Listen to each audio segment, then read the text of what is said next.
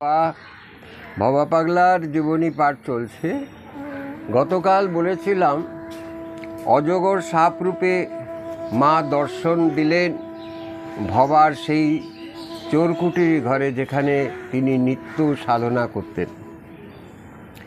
এইবার ভবা পাগলা সেই মায়ের চলে যাওয়া নিয়ে ছন্দ রচনা করলেন। স্মরণ যদি লইগো তোমার কাজ কি মা, লুকিয়ে আবার রাখো না কথা ভবা পাগলার, আয় না গো আয় মাগো বাইরে চলে। অর্থাৎ স্মরণ যখন দিয়েছ তুমি লুকিয়ে থেকো না, তুমি যখন ডাকবো তুমি চলে এসো মা। কিন্তু সংসারী মানুষের হিসাব আলাদা, তাদের চিন্তাধারা বয় ভিন্ন খাতে। ভবেন্দ্রমোহনের বিদ্যালয় ছেড়ে লেখাপড়া পরিত্যাগ করে এসে আত্মীয় স্বজনের মধ্যে নানা রকম আলোচনা সমালোচনা শুরু হয়ে গেল। বড় ভাই গিরীন্দ্রমোহনও বিরক্ত হলেন। সেই সংবাদও ভবেনের কানে পৌঁছল।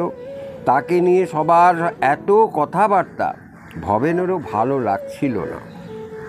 প্রথমে বিব্রত, ক্রমে মনে মনে রুষ্ট হতে থাকলেন তিনি। ব্যথিত মনে গাইতে লাগলেন, মাগো সবার কাছে তুচ্ছ হলাম, করলো সবাই আমায় হেলা, মাগো তুই আমার আরাধ্য ধন, তুই করিস নে রে ঠেলা, তুই করিস নি চরণ ঠেলা। সাংসারিক গঞ্জনার শেষ নেই। পাগল আবার গাইলেন, আর তো সহে না সংসার যাতনা, কতদিনে নিবে অভয় কোলে, কাঁদিতে কাঁদিতে এ পোড়া প্রাণেতে, সহিবে কত মা আমি অবোধ ছেলে। অন্তরের কাতরতা কান্ডা রূপ ধরে ভবার ভাষায় আরও ভেসে ওঠে, কতকাল আর রইব তারা এ পাপের বোঝা বইতে, দুঃখে দুঃখে জীবন গেল, পারি না যে দুঃখ সইতে।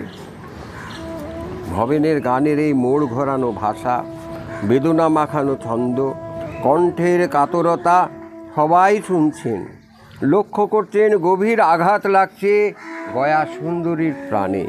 দিনে দিনে সংসারের প্রতি পুত্রের উদাস ভাব, সব কিছুতে নির্লিপ্ততা জননীর দৃষ্টিতে ধরা পড়ে গেল।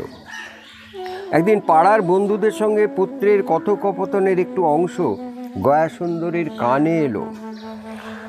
বন্ধু বলছেন, তুই ঢাকায় জেলায় আবার জন্মেছিলি? হ্যাঁ রে, তোদের ওই আমতা থেকে খুব বেশি দূরে নয়, ভাটারা গ্রামে এক তাঁতির ঘরে তারা নাম রেখেছিল অমর চাঁদ। তোর মনে আছে সেসব কথা? মনে পড়ে গেল, মাই মনে করিয়ে দিলেন। কি বললি রে ভয়বা?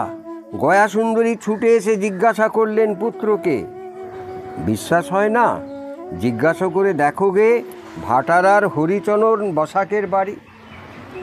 জিজ্ঞাসা করে দেখো দে অমরচাঁদ নামে তাদের ছেলে মরেছিল ক বছর বয়সে। ভবেন্দ্র বলে চললেন, তোমাদের মতো বড় লোক নয় তারা মা, দোতলা পাকা বাড়ি, একেবারে গরিবও নয়।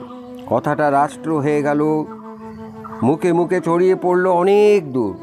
হরিচরণ বসাকের বাড়িও কথাটা পৌঁছতে খুব দেরি হলো না। অমরচাঁদের মা ও বাবা অবিলম্বে ছুটে এলেন আমতার চৌধুরী বাড়ি ভবেন্দ্রমোহনকে দেখতে। অর্থাৎ পূর্ব জন্মের কথা স্মরণ করিয়ে দিলেন। ওই যে অমরচাঁদ, নিধিরাম, ভবা পাগলা, পূর্বজন্মের কথা ভবা বলেছিলেন পরবর্তীকালে বলবো। আজকে সেই অমরচাঁদের কথা তিনি স্মরণ করে বললেন। অমরচাঁদের ঘরে অল্প বয়সে তাঁতির ঘরে তিনি দেহ রেখেছিলেন, এবং সেটা প্রমাণসহ তিনি বলে দিলেন, যাও ভাটারা গ্রামে বসাক বাড়ি, সেইখানে দেখো সেই কবে মারা গেছিল অমরচাঁদ। তারপরেই ভবা পাগলা জন্ম। তারপরে আরেকটি জন্ম, সে কথা পরে আসবো। আজকে এই পর্যন্ত, আবার আগামীকাল। জয় ভবা, সবাই ভালো থাকবে। এই ছবিটা এই আমাদের আজকে ভোরের প্রার্থনার এখানে আসরে ভক্তরা সব শুনছে, এখানে ছবি তুলছে আমাদের রীতা শ্রীবাস্তব, পুলিশ অফিসার প্রেম বসে আছে, প্রেমও সামনে দাঁড়িয়ে, সব খুব ভালো লাগছে। সবাই এই যে এপিসোড করি, এই এপিসোডের মাধ্যমে সবাই বিশ্ব তো জানতেই পারছে, সঙ্গে সঙ্গে এরাও জানতে পারছে। সব কিছু ভালো হোক, সবার মঙ্গল হোক। জয় বাবা।